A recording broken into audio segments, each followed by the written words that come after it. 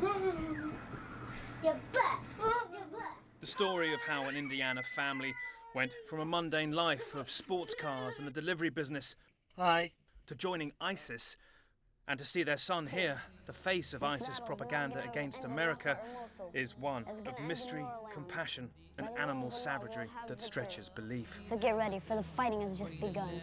All I saw was a bunch of drug-using thugs that came from their countries who had no place. We meet Sam, Sally, 32, Matthew, 10, and Sarah, aged 5, and her youngest 2, born in the so-called ISIS caliphate, now in Syrian custody, in limbo, and whether they go home or not depends in part on how well Sam explains her innocence in the 4-year-old deal behind them. Her story begins with a vacation to Turkey that led to a border town where she says she was duped to crossing into ISIS's world. There will be people who simply don't believe you. They can believe whatever they want to believe, but they've never been put in a situation to make a decision like that. At the ISIS border crossing, she says she faced an impossible choice. Her husband grabbed little Sarah, while she had Matthew. The position I was in was to stay there with my son or watch my daughter leave with my husband. And I had to make a decision. I thought, like I said, we could just walk across the border and we could come back again. She chose to keep the family together. But it's hard to believe Sam didn't ever realise what she was getting into. It was also when the gentle comforts of her marriage ended and her husband Musa, who'd never even seemed devout in America, became an abusive monster. Before, he used to spoil me. I love you.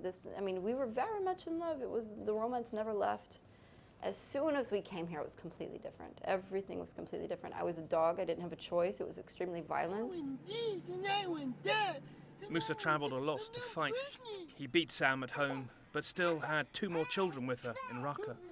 Quite why, part of the stifling twists of a clearly abusive relationship may remain locked inside Sam, along with exactly what she knew and when about Musa's radicalization. Remarkably, Musa suggested they buy slaves, some of the Yazidi girls captured by ISIS in 2014. They spent $20,000 on 2 teenage girls, Suad and Bedrine, and a younger boy, Aham. Done to keep her company, she says, and rescue the slaves to a better life. Yet Musa repeatedly raped the girls. When I met Suad, I couldn't think about money. Like, I would have spent every dollar I had on her to bring her. But it turned out that she was repeatedly raped by your husband. That is true, but in every house that she was in before, that was the same situation, but she didn't have the support of someone like me. But do you now not regret enabling that serial rape? No, because it would have been worse with anybody else. And no one will ever be able to imagine what it's like to watch their husband rape a 14-year-old girl. Ever. And then she comes to me after crying, and I hold her and tell her it's going to be okay, everything's going to be fine, just be patient. I would never apologize for bringing those girls to my house.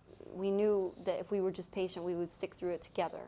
You understand? I was like their mother. Astonishingly, Suad sent this message from a refugee camp, confirming Sam's kindness and how Sam was beaten black and blue as she tried to protect her from Musa.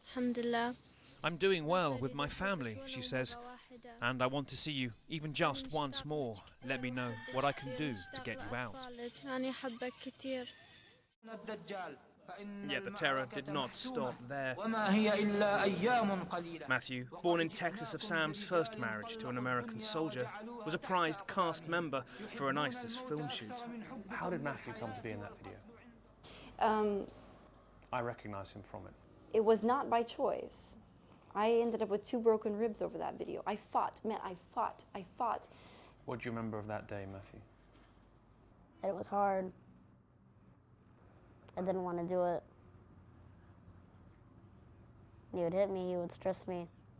Musa died in a drone strike late last year. And I was able to breathe. It was like, okay, we can start phase 2. Tens of thousands fled the Raqqa siege, but Sam said she only felt safe at the very end, leaving with these last hundreds of ISIS given passage out in a deal. The FBI has interviewed them, but there are no charges yet, or tickets back home. We want to eat McDonald's, and we want to live a normal life for us again. Instead, Now, she is surely reliving her decisions over and over again. Nick Payton Walsh, CNN, Northern Syria.